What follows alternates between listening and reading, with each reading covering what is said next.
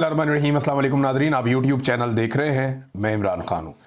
Nadreen, नाइंसाफ़ी की पाकिस्तान में मिसालें कायम की जा रही हैं। अब तो जो पाकिस्तान तहरीक इंसाफ के सख्त मुखालिफिन हैं वो भी ये कहना शुरू हो गए हैं कि ये ज़्यादती है, यानी इस लेवल से आगे तो मामला नहीं जाना चाहिए था। जिन सबूतों की बुनियाद के ऊपर सज़ाएँ इदारों को मिलनी चाहिए थी कि ये क्या सबूत और गवाह आप लेकर आए हैं, ऐसे भोंडे मुकदमात आपने बनाए हैं जिन पे जुर्माने हुकूमत को होने चाहिए थे, उनके ऊपर मासूमों को उठाकर जेलों में डाला जा रहा है। ये एक एक लम्हे की सज़ा का हिसाब देना पड़ेगा। ये जो लोग आज खुदा बने हुए या फिरौन बने हुए हैं ना, जो उठा के इंसानों को कत्ल कर देते हैं, जेलों में डाल देते हैं, जबरी तौर पे लापता कर देते हैं, इन तमाम लोगों को आखिरत भूल गई है। इन्हें इस बात का आइडिया है कि एक एक आदमी के साथ होने वाले एक एक जबर का इन्हें हिसाब देना पड़ेगा। जब इनके हाथ भी बोलेंगे, पाँव भी बोलेंगी और ज़बानें भी इनके खिलाफ गवाही देंगी, तो फिर ये क्या करेंगे रब के हुजूर। तो इनके साथ बहुत बुरी होने वाली है और जो ये जुल्म कर रहे हैं उसका हिसाब तो इन्हें देना पड़ेगा, यहां भी देना पड़ेगा, आगे जाकर भी देना पड़ेगा। बहरहाल ये सबूत तो बहुत ही फारिग नौइयत के थे, लेकिन यास्मीन राशिद जैसी खातून को, जिन्होंने हमेशा बड़े दिल का मुजाहरा किया, जिन्होंने बुरे हालात में नवाज शरीफ को अस्पताल पहुंचाया, पूरी फैमिली को फैसिलिटेट किया, और नवाज शरीफ उन्हीं के दौर में पाकिस्तान से निकलकर बाहर चला गया झूठे अपने मेडिकल्स बना के, और उस खातून के साथ जुल्म इसलिए किया जा रहा है कि वो खातून नवाज शरीफ को इलेक्शन हरवा चुकी जेल में बैठ के, उसने नवाज शरीफ को शिकस्त दी जेल में बैठ के, और वो कैंसर की पेशेंट है, 70 साल से ज्यादा उनकी उम्र है, लेकिन बहादुरी की मिसाल कायम कर दी इन लोगों ने। इमरान खान के साथियों ने बहादुरी की वाकई मिसालें कायम कर दी हैं, और अवाम ने भी बहादुरी की मिसालें कायम कर दी हैं, रेजिलियंस की मिसालें कायम कर दी हैं। वरना किसी पॉलिटिकल पार्टी को इतना दीवार के साथ लगाया जाए तो उसका बेड़ा ही गर्क हो जाता है, उसके पल्ले ही कख नहीं बचता। लेकिन इमरान खान साहब और उनकी पार्टी के लोग जो है वो डट कर खड़े हुए हैं। लीडरशिप में लोग बहुत सारे कंप्रोमाइज हो जाते हैं, डर जाते हैं, परेशान हो जाते हैं, सबकी अपनी अपनी मजबूरियां हैं। और मैं ये नहीं कहता कि ये लोग कसूरवार हैं भाई। जब रियासत का डंडा चलता है या गैर कानूनी गैर आईनी हथकंडे इस्तेमाल किए जाते हैं, जब बंदूक से बात की जाती है जुबान की बजाय, तो सारे लोग उसका मुकाबला नहीं करते। ये सियासी लोग हैं, ये कोई जंगजू थोड़ी है जो मैदान जंग से उठकर आए हुए और यहां पे जंग लड़ेंगे। ये टीटीपी थोड़ी है या कोई और इस तरह की तहरीक थोड़ी है, ये तो सियासी लोग हैं। ये सियासत से मुकाबला करते हैं, लेकिन जब आप बंदूक से मारते हैं, जब आप डंडा उठाते हैं, तो ये आपको उसके मुकाबले में बंदूक या डंडा इनके पास नहीं है, ये वैसे आपसे नहीं लड़ते। लेकिन पाकिस्तान की मिलिट्री एस्टेब्लिशमेंट ने अपनी ताकत का बेपनाह इस्तेमाल किया है पाकिस्तान की सियासी जमात के खिलाफ। पहले भी करते रहे हैं, लेकिन इस मरतबा पाकिस्तान तहरीक इंसाफ के खिलाफ इन्होंने अपनी सारी हदें पार कर दी हैं। नादरीन, ये अंसार अब्बासी साहब का एक ट्वीट वायरल हो गया। मैं ये ट्वीट आपको पढ़ के सुनाता हूं। ये ट्वीट इनका कुछ अर्सा पहले का। अंसार अब्बासी साहब क्या फरमा रहे थे इस फैसले से पहले, ये मैं किसी वजह से आपको पढ़ के सुना रहा हूं। वो ये कहते थे इतलात हैं, इतलात कहां से आती है, मिलिट्री एस्टेब्लिशमेंट देती, इतलात हैं कि फौज और पुलिस के पास, यानी दोनों के पास, फौज के पास भी पुलिस के पास भी, इमरान खान के खिलाफ 9 मई के हमलों के मास्टर माइंड होने के हवाले से सबूत मौजूद हैं। 9 मई के हवाले से फौजी अदालतों में 103 मुल्जिमान के खिलाफ मुकदमा तकरीबन मुकम्मल हो चुके हैं। इनमें 90% पर जराइम साबित हो चुके हैं। जैसे ही सुप्रीम कोर्ट इजाजत देगी, फौजी अदालतों के फैसले जारी कर दिए जाएंगे। फैसलों के बाद मुबैना मास्टर माइंड के गिर्द घेरा तंग किया जाएगा। कोशिश है कि इन वाकयात में शामिल अफराद को निशान इबरत बनाया जाए। अंसार अब्बासी, फौज और पुलिस के पास सबूत है, अंसार अब्बासी साहब ने दावा किया था। एक्चुअली ये उनका नहीं है, मिलिट्री एस्टेब्लिशमेंट का दावा है। फौज अपने लोगों के जरिए से, या जिन लोगों को वो सहाफ़ी समझते हैं या जिनको वो समझते हैं वो उनके करीब हैं, उनके जरिए से वो ये खबरें दे रही है और उन्हें बता रही है कि ये खबर दे दो, हमारे पास ये भी है, ये भी है, ये भी है, लेकिन वो चीज़ें कभी दिखाई नहीं। इतलात हैं कि इनके पास मास्टरमाइंड होने के सबूत मौजूद हैं इमरान खान के, और अदालत में सबूत क्या दिए कि वो पुलिस वाला बिल्ली का बच्चा बन गया। अदालत में सबूत क्या दिए कि एक पुलिस वाला मेज के नीचे छुप गया, एक सोफे के नीचे छुप गया। आप अंदाजा करें कि इन भोंडे सबूतों के ऊपर, और इनकी बात कर रही थी मिलिट्री एस्टेब्लिशमेंट के, उनके पास सबूत हैं। यानी इन्हें कानून का पता भी है या इनके दिमाग फारग हैं, मोटी खोपड़ी है, इन्हें पता ही नहीं चलता। आप अंदाजा करें कि एक जहां बिल्ली का बच्चा नहीं छुप सकता, वहां पे एक पुलिस वाला छुपा दिया, और एक सोफे के नीचे छुपा दिया, एक टेबल के नीचे छुपा दिया। और ये वो सबूत है जिनकी बुनियाद के ऊपर अदालत में सजा दिलवा दी, और ये वो सबूत है जिनकी बुनियाद के ऊपर फौजी अदालतें भी सजा देगी, ये भी क्लेम किया गया। फारग तरीन सबूत हैं ये। अगर किसी भी इंसाफ पसंद जज के सामने ये मामला गए जो अल्लाह से डरता होगा और एस्टेब्लिशमेंट से नहीं डरेगा, तो मैं आपको लिख कर देने के लिए तैयार हूं कि ये केस, ये जितने भी 9 मई के केस हैं, ये 2 दिन नहीं ठहर सकते। ये चंद घंटों की समात की मार है, ये सारे के सारे उड़ जाएंगे। इसमें इतने ज्यादा लकूनास और इतनी ज्यादा खराबियां हैं। ये मुकदमा रियासत ने किए जनाब, सिर्फ और सिर्फ इमरान खान को नीचा दिखाने के लिए। मैं अभी एक सहाफी को सुन रहा था, वो कह रहे थे इससे पहले एस्टेब्लिशमेंट ना नफरत करती थी सियासतदानों से, अब डरती है। पुराने सियासतदानों से ये नफरत किया करते थे, अब सियासतदानों से ये डरते हैं। इमरान खान ने इनके दिल में डर पैदा कर दिया। एस्टेब्लिशमेंट डर गई है इमरान खान से, और उन्हें डरना ही चाहिए, क्योंकि इनके पीछे पाकिस्तान तहरीक इंसाफ के अवाम खड़े हैं, बहुत बड़ी तादाद में पाकिस्तानी इमरान खान के पीछे खड़े हैं। हाँ, लेकिन ये नाइंसाफी कब बंद होगी, वो पाकिस्तानियों ने फैसला करना। यानी वो इमरान खान के पीछे तो खड़े हैं, आप वोटिंग करवा लें तो 80-90% लोग इमरान खान के साथ खड़े हो जाते हैं। जहां जाते हैं आपको दूसरी पार्टी का बंदा ही नहीं मिलता। लोग इमरान खान को वाहिद ऑप्शन के तौर पे देख रहे हैं, लेकिन क्या वो लोग संजीदगी से अपनी फिजिकल एफर्ट कर रहे हैं? तो अभी तक नहीं कर रहे। जिस वक्त ये लोग बाहर आए और उन्होंने मामला अपने हाथ में ले लिए, इनकलाब पूरी दुनिया में आता है, मुस्लिम मुल्कों में आता रहता है, पुरअमन एहतजाज सबका हक है। जिस दिन अवाम का डंडा चलाना, ये सारी एस्टेब्लिशमेंट जो है ना, ये आपको 10 मिनट के अंदर आपको जमीन पे घुटनों के बल बैठी हुई आपको नजर आएगी। इनकी औकात ही नहीं है अवाम का सामना करने की। सिर्फ अवाम अभी तक इज्तिमाई तौर पे कोई फैसला करने में कामयाब नहीं हुई। जिस दिन हो गया उस दिन खेल खत्म हो गया। नादरीन, ये रिचर्ड ग्रेनल के साथ मुलाकात हुई इमरान खान साहब के बेटों की। उस पर एक ट्वीट जो है वो रिचर्ड ग्रेनल ने की, और उसके बाद एक ट्वीट इमरान खान साहब के बेटे ने की। पहले रिचर्ड ने क्या कहा जरा वो देख लें। Welcome to California my friends, आपको कैलिफोर्निया में खुशामदीद। I love hanging out with you today, आपके साथ आज मुझे अच्छा लगा मिलके। Salman and Qasim Khan, you must stay strong, आपको मजबूत रहना होगा। इमरान खान के बेटों को उन्होंने कहा, there are millions of people around the world who are sick of political persecution. अब इसको जरा समझे आप, वो ये कह रहे हैं कि दुनिया में लाखों करोड़ों ऐसे लोग हैं जो सियासी इंतकाम का निशाना बन रहे हैं या उससे परेशान हैं। यू आर नॉट अलोन, आप तन्हा नहीं हैं। अब इस ट्वीट का आप जो मर्जी मतलब निकाल लें। देखिए, डोनाल्ड ट्रंप ने फील्ड मार्शल से मुलाकात के बाद पाकिस्तान के हवाले से कुछ अलग फैसले किए हैं। उन्हें मादनियात मिल जाएंगी, इसराइल को तस्लीम करने वाला मामला है अब्राहम अकॉर्ड वाला, और वो आपके वुज़रा आजकल बहुत छलांगे मार रहे हैं कि जनाब ये हमें कर गुजरना चाहिए। तो बहुत सारी चीज़ें हैं जो पाइपलाइन में हैं, जो फील्ड मार्शल दे सकते हैं अमेरिका को, कोई पॉलिटिकल लीडर नहीं दे सकता। क्योंकि फील्ड मार्शल ने इलेक्शन तो लड़ना नहीं है, डंडे के बल पे बैठना है, तो वो जो भी कर सकता है करना चाहेगा, लेकिन सियासतदान नहीं कर पाएगा। उसने जाके पब्लिक से वोट मांगना है, फील्ड मार्शल ने पब्लिक से वोट थोड़ी मांगना है, उसने तो पब्लिक को डंडे मारने हैं। तो ये फर्क तो रहता है, ये फर्क रहता है।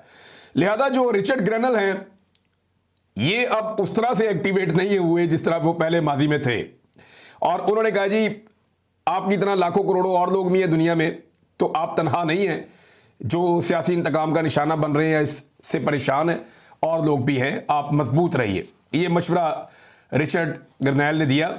उसके बाद कासिम खान का ट्वीट पढ़ते हैं। कासिम खान ने कहा कि हमारे वालिद इस मुल्क के लिए सब कुछ कुर्बान कर दिया, अपनी राहत, सुकून और सलामती छोड़कर पाकिस्तान के मुस्तकबिल की खातिर जिद्दोजहद की। आज वो खामोश कर दिए गए हैं, अजियत में हैं, कैद में हैं, और हमसे मुकम्मल तौर पर जुदा कर दिए गए हैं, राब्ते मुनक़ता हो गए। जब से हमें शऊर आया है, उन्होंने मुझे और मेरे भाई को सिखाया कि करप्ट हुकूमत कितनी तबाहकुन हो सकती है। आज उन्हें इसी जुर्म का इल्ज़ाम दिया जाना एक सफाक और नाकाबिले बर्दाश्त सितम ज़रीफ़ी है। वो कह रहे हैं जी मेरा वालिद खुद करप्शन के खिलाफ सारी ज़िंदगी लड़ता रहा और उसी के ऊपर करप्शन के मुकदमात बना दिए, ये बड़ा जुल्म है, सितम ज़रीफ़ी है। रिचर्ड ग्रेनल को मिलने के बाद, इससे पहले उन्होंने अपने वालिद के करप्शन के केसेस के ऊपर बात नहीं की थी, तो ऐसा लगता है कि अमेरिका में उन्हें ये बताया गया है कि शायद मैं ये अपने अंदाजे से कह रहा हूँ, इस ट्वीट पे मुझे थोड़ी सी झलक नज़र आ रही है कि शायद अमेरिका में पाकिस्तान की एस्टेब्लिशमेंट ने ये समझाया कि इमरान खान ने करप्शन की हुई है, शायद, और ये चीज़ें उनके सामने आई तो फिर उन्होंने शायद इसके ऊपर एक स्टेटमेंट इस तरह का दिया कि इमरान खान तो करप्शन के खिलाफ जद्दोजहद करता था, मुझे और मेरे भाई को समझाता था हमारा वालिद, तो उसके ऊपर भी इस तरह के इल्ज़ाम लग गए हैं। तो ये एक सफाक और नाकाबिले बर्दाश्त सितम ज़रीफ़ी है, एक जुल्म है, ये उन्होंने कहा। नाज़रीन, मौजूदा हुकूमत जो है उसकी मौजें लगी हुई हैं और एक मरतबा फिर पाकिस्तान में गैस और पेट्रोल मजीद महंगा करने की तैयारी की जा रही है। पिछले वीलॉग में मैंने आपको सुनवाया कि पाकिस्तानी क्या कहते हैं इस बारे में। पाकिस्तानी भरे हुए थे। अभी 9 मई के हवाले से हम सर्वे करवा रहे हैं। एक आधे दिन में आपको सुनवाएंगे कि 9 मई के फैसलों पे जो अदालती फैसले आए हैं उन पे पाकिस्तानी अवाम का रद्द-ए-अमल क्या है। लेकिन गैस और पेट्रोल मजीद महंगा करने की पाकिस्तान में हुकूमत ने तैयारी कर ली है। जबकि एक और बड़ी इंपॉर्टेंट खबर वो ये है कि ऑडिटर जनरल की रिपोर्ट के मुताबिक बिजली के 2,78,000 सारिफीन को 47 अरब 81 करोड़ रुपए के इजाफी बिल भेजे गए हैं। अंदाजा करें आप, लगभग 3.25 लाख से ज्यादा जो घर हैं उनको इजाफी बिल अरबों रुपए के भेज दिए गए हैं। और ये इलेक्ट्रिक सप्लाई कंपनियां लाइन लॉसेज और नाकिस कारकर्दगी छुपाने के लिए ओवर बिलिंग में मुलव्वस हैं। ये ऑडिटर जनरल की रिपोर्ट है, मैं नहीं कह रहा, सरकार की अपनी रिपोर्ट है। और 8 कंपनियां ऐसी हैं, ये डिस्ट्रीब्यूशन कंपनियां हैं जो बिजली डिस्ट्रीब्यूट करती हैं और बिल इकट्ठे करती हैं। इन्होंने 244 अरब की ओवर बिलिंग की है, ये उसके अंदर मुलव्वस हैं। अवाम की जेब पे 244 अरब का डाका डाला। बिजली में ये डाका डालते हैं, चीनी में ये डाका डालते हैं, आटे में ये डाका डालते हैं, पेट्रोल में ये डाका डालते हैं, हर चीज में अवाम की जेब के ऊपर ये डाका डालते हैं। और बाद में ये अवाम के हमदर्द बन के बैठ जाते हैं। फिर वो टिकटॉकर बयान दे देती है कि मेरे अब्बू का दिल दुख गया, वो मीटिंग छोड़ के चले गए। और भाई मीटिंग से बह के दुखी कर लेना सी, या मीटिंग से छोड़ के आपने क्या कर लेना, मीटिंग छोड़ के चले गए। खुदा का नाम ले यार, आप लोगों को बेवकूफ तो ना बनाएं। लोगों का आपने बेड़ा गर्क करके रख दिया है। 2023 में भी नादरीन ये स्कैंडल आया था। तब जो है ये जाली हुकूमत ने ये कहा था कि जनाब हम करते ये हैं कि इंपोर्टेड हुकूमत थी उस वक्त, अब तो ये जाली हुकूमत है। तो 2023 में उन्होंने कहा जी इंक्वायरी करवाएंगे, लेकिन इंक्वायरी के बाद मामला दबा दिया गया। आज तक पता ही नहीं चला कि किसने कितना पैसा अवाम की जेब से निचोड़ लिया था। इंक्वायरी इन्होंने करवाई थी कि जनाब ये जो स्लैब सिस्टम है इसका फायदा उठाते हुए जो बिजली तकसीम करने वाली कंपनियां हैं जो बिजली प्रोवाइड करती है अवाम को, उन्होंने अवाम से इजाफी अरबों रुपया वसूल कर लिया। हम अवाम को वापस करेंगे, आज तक कोई वापस नहीं किया पैसा, कोई टका अवाम का आज तक वापस नहीं हुआ। थोड़ा अर्सा पहले इन्होंने अरबों रुपए के इश्तिहार चला दिए कि जनाब हमने बिजली 7 रुपए सस्ती कर दी है। वो बिजली सस्ती हुई नहीं, मीडिया को अरबों रुपया खिला दिया इश्तिहारों के अंदर। करोड़ों रुपए एक एक मीडिया को ये दे देते हैं कि जनाब आपको इश्तिहार मिल रहे हैं, और उसका फायदा अवाम को टके का नहीं हुआ। ये सिर्फ अपनी मशहूरी करने आते हैं और मशहूरी करके निकल लेते हैं। नाज़रीन, फील्ड मार्शल आर्मी चीफ की मुलाकात हुई एक मरतबा फिर ताजर बरादरी से, ताकि उनके मसाइल हल किए जाएं। तो फील्ड मार्शल की मुलाकात के बाद ना एक इंटरव्यूज का सिलसिला भी शुरू हुआ।